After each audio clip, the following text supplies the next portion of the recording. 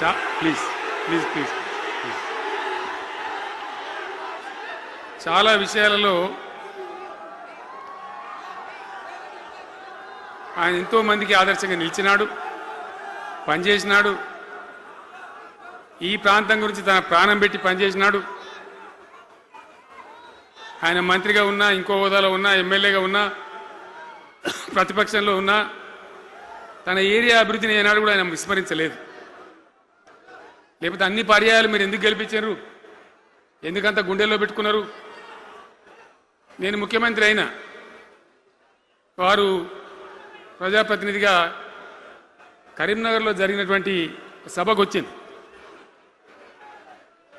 అందరూ మాట్లాడిన చాలామంది తాను మాట్లాడుతూ ఒకటే మాట కోరిండు.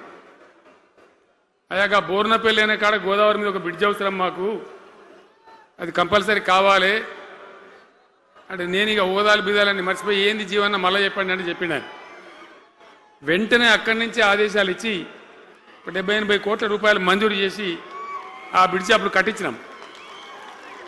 తన యొక్క నియోజకవర్గం పట్ల, తన ఏరియా పట్ల, తన పరిసర ప్రాంతాల ప్రజల పట్ల ఆయన కనపరిచిన ప్రేమ అదంతా కూడా చాలా అద్భుతం.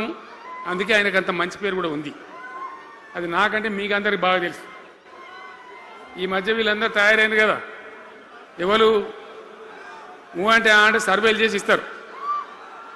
జీవన్ రెడ్డి గారు బీఆర్ఎస్లో చేరితే ఎట్లా ఉంటుంది ఏం కథ అని ఒక 2-3 వచ్చి సర్వేలు చేసింది. మీ నియోజకవర్గం కాదు, మీ నియోజకవర్గంలో ఆడం బాంబే పేలిపోయింది, దానిలో మాటనే లేదు. అసలు జగిత్యాల నియోజకవర్గం గురించి చర్చ లేదు. కానీ వాళ్ళు ఏం చెప్పినా సర్వే వాళ్ళు పక్కనున్న సొప్పదండి కావచ్చు, ధర్మపురి కావచ్చు, మేరిట్ల కొట్టుపల్లి కావచ్చు, ఇంకా చాలా చాలా కాన్స్టిట్యున్సీలు కావచ్చు, చాలా ప్రభావం ఉంటుంది జీవన్ రెడ్డి గారిది. ఒక అద్భుతమైనటువంటి దీంతో రాజకీయమైన ఇది వస్తుందని చెప్పి వాళ్ళు సర్వే చేసి చెప్పినారు. అది జీవన్ రెడ్డి గారికి ఉన్నటువంటి విశిష్టత. ఒక నియోజకవర్గానికో 10 మందికో కాకుండా తనకు ఏ హోదా లభించినా, ఏ హోదాలో పనిచేసినా చాలా బ్రహ్మాండంగా ఆయన ఇక్కడ ప్రాంతం కోసం తపన పడ్డాడు. ఒక ఉదాహరణ మీకు కనపడుతుంది. పేరు ప్రతిష్ట లేని వ్యక్తులు గ్రాడ్యుయేట్స్ కాన్స్టిట్యున్సీలో ఎమ్మెల్సీగా నిలబడితే గెలవరు. ఆయన శాసనసభ్యునిగా ఇక్కడ ఓటమి చెందినా ఇమ్మీడియట్గా మళ్ళీ ఎమ్మెల్సీగా పోటీ చేస్తే ఇక్కడ ఉండబడే విజ్ఞులందరూ కూడా బ్రహ్మాండంగా గెలిపించాను. ఎందుకు వాళ్ళు ఎందుకు అంటున్నా? అట్లా కాదు కదా. ఇక్కడ నేను మొత్తుకుంటున్నా, అక్కడ నువ్వు మొత్తుకుంటున్నావు, అర్థమవుతుందా?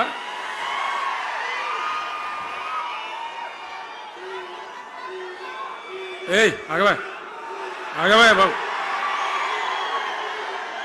అది వెనక ఊరేటోడు మనోడేనా? విజయసారా మనోడేనా? మోపండి ఐడియా కూడా మనోడేనా? బుక్కుండా పెట్టు. ఇంత దూరం వచ్చి మనం ఇంత సభ పెట్టుకొని 4 విషయాలు ప్రజలకు చెప్పుకోవాలి కదా. మరి ఈ బట్టి అరుపులరిస్తే ఏం లాభం? సో అట్లా జీవన్ రెడ్డి గారు తన రాజకీయ ప్రస్థానాన్ని ఒక సమితి ప్రెసిడెంట్గా ప్రారంభించి ప్రజా సమస్యల మీద పోరాటం చేసి సివిల్ లిబర్టీస్లో కూడా అడ్వకేట్గా నాడు ఎంతోమందికి పౌర హక్కుల సంఘానికి కూడా మద్దతు ఇచ్చి అచ్చమైన నికార్సైనటువంటి ప్రజా కార్యకర్త నిరూపించుకొని అంచెలంచెలుగా ఎదిగి ఇంతకుముందే ఆయన చెప్పినట్టుగా అనేకమైనటువంటి పదవులు ఆయన చూసినాడు. పదవులైన కొత్త కాదు, బ్రహ్మాండంగా శాసనసభ్యుని గెలవడం, మంత్రి పదవులు అలంకరించడం, అనేక రంగాలలో అనేక రకాలుగా పనిచేయడం అంతా కూడా మీకు తెలుసు.